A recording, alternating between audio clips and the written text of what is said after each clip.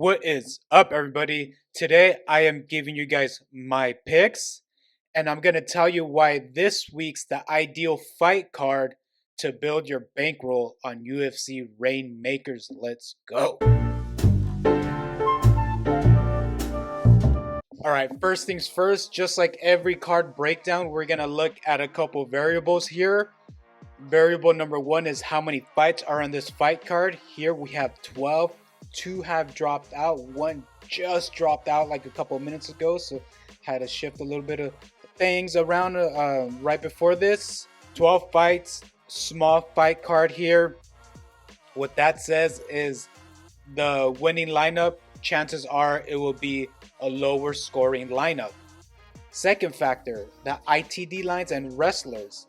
As we all know, if your fighter finishes his opponent within the 3 or 5 rounds, they tend to score higher, or if they're wrestlers, they also tend to score higher.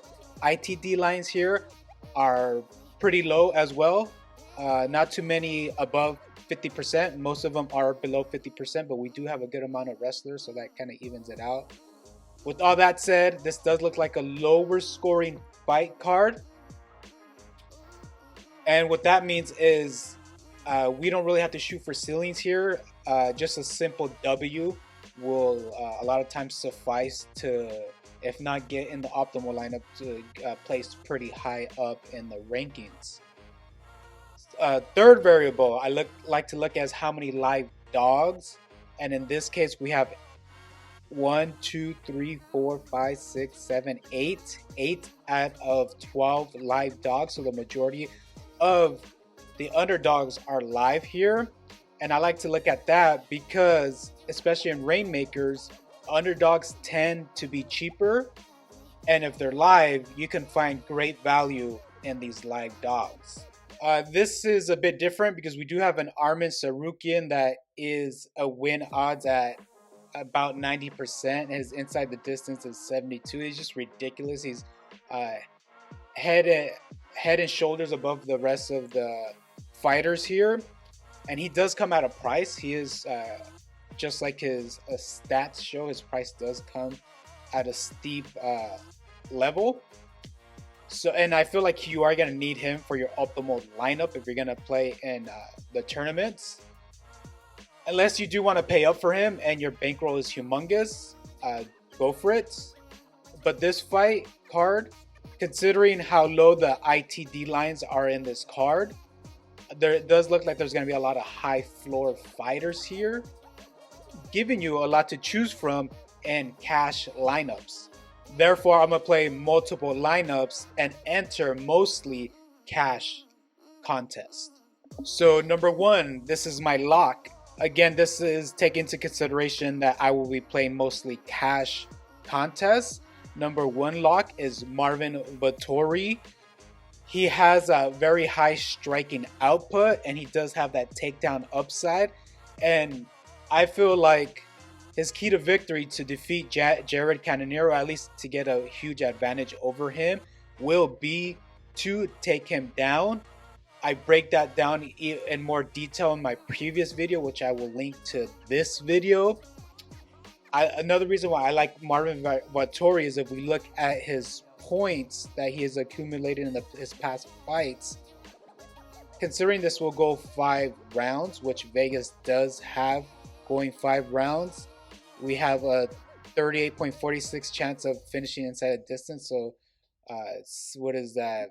72% chance that it will go the distance. Is that math right? No, 68% chance that it will go 5 rounds, which is pretty good. And his 5-round decision wins against Costa, he had 122. Against Holland, he had 156. And against Hermanson, the Joker, he had 129. His one loss in 5 rounds against Adesanya was 62, which is really good for a loss. Therefore, this gives them our best of both worlds, which with a high floor and a high ceiling. That's why I like Marvin Vettori as a lock this week. Okay, for my value pick, I like Denis Bundar. He has a high floor here. His chance of getting finished is only at 26.32%. He is an underdog, but he's a very live underdog here at 45.4% win odds. He has a crazy 10.98 takedowns per 15 minutes, which is ridiculous, giving him his high floor. Even if he does lose in a decision loss, chances are he'll take a couple takedowns, because his opponent only has 66% takedown defense, which isn't that great. And his opponent, his only 2 wins have come through split decision in the UFC. So Bondar, as an underdog, I like his floor, I like his ceiling. Those takedowns are tremendous. That's why I'm going to take him as my value pick. Okay, my third pick here, which is actually the opposite of a pick, it's my fade, is Nicolas Mota. He has a 46.51% chance to get finished here. Very volatile. He can score you very low here, and if you're playing cash games, that's something that you do not want. That's something you want to avoid at all costs.